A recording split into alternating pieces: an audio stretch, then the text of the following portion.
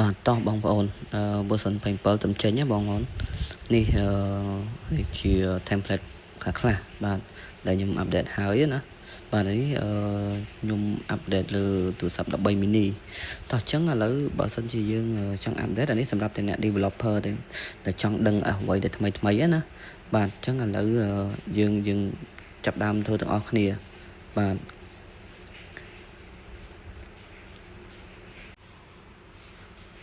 បាទដំបូងយើងចូលកន្លែង Safari មកបាទចូល Safari ហើយយើងវាយនៅក្នុងកន្លែង search របស់យើងហ្នឹងយើងវាយពាក្យ iOS beta 27ក៏បានវាយiOS 27ក៏បានដែរយើងវាយទៅចូលទាំងអស់ហ្នឹងបាទអញ្ចឹងយើងវាយយើង search លើហ្នឹង iOS 27 beta យើងចុចលើកន្លែង website Apple ហ្នឹងបាទដល់ពេលយើងចេញអញ្ចឹងអ្នកនរគ្នាគាត់យើង sign up វាមកបាទអាហ្នឹង sign up ហ្នឹងមានន័យថាយើងបញ្ជាក់ថាយើងនឹងបានចុះឈ្មោះជា developer ម្នាក់ដែលចង់ដឹងអ្វីដែលថ្មីណាបាទអញ្ចឹងឥឡូវចូលអញ្ចឹងហើយយើងចុច sign up ហើយវាឲ្យយើងចូលមកក្នុង page របស់វាមួយទៀតណាបាទអញ្ចឹងយើងចូលកន្លែង enroll នេះបាទយើងអុសមកក្រោមមកបាទយើងអុសមកមួយដែល enroll your iOS device បាទយើងចុចលើដៃហ្នឹងមក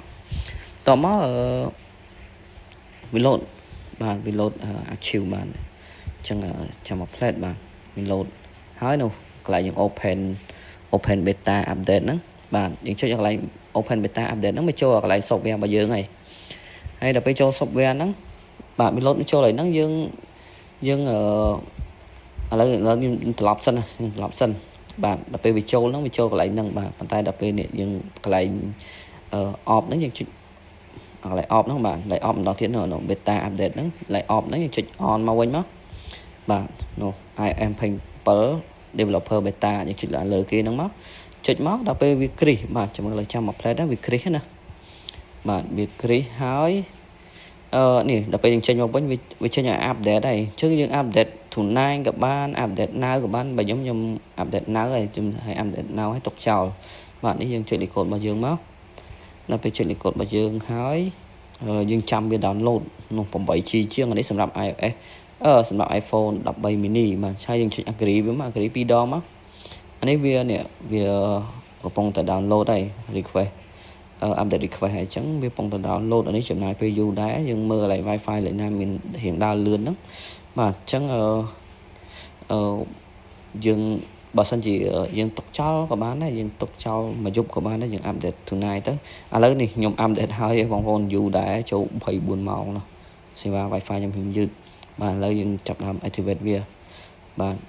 អានេះយើង update ហើយហើយចឹងដល់ពេល update ហើយវាចេញអញ្ចឹងបងប្អូននេះយើង agree តាមវាទៅបាទតិចទៀតវា load ដែរបងប្អូនខ្ញុំមើលអត់មានអីប្លែកទេវាគ្រាន់តែប្លែកតិចតួចមិនថាអត់ប្លែកសុទ្ធទេវាមានប្លែកខ្លះដែរប៉ុន្តែគ្រាន់តែខ្ញុំអត់តន់បញ្ចេញវីដេអូណាបាទអញ្ចឹងបងប្អូនហើយសម្រាប់អ្នកមានទូរស័ព្ទ2គ្រឿងឬ3គ្រឿងអីទេទូរស័ព្ទយើងប្រើប្រចាំថ្ងៃហ្នឹងបាច់ទេនេះសម្រាប់អ្នកចង់ដឹងដែលថ្មីដឹងអ្វីដែលថ្មីហើយយើងមានទូរស័ព្ទ2អីទេយើងសាកលបងមួយទៀតទុកមិនបាច់សាកលបងទេនេះខ្ញុំសាកលបងតែមួយបានហើយបាទអញ្ចឹងអានេះវាចូលឲ្យយើងសេរី option ថ្មីរបស់វានេះបាទខ្ញុំមើលទៅវាឃើញតំណង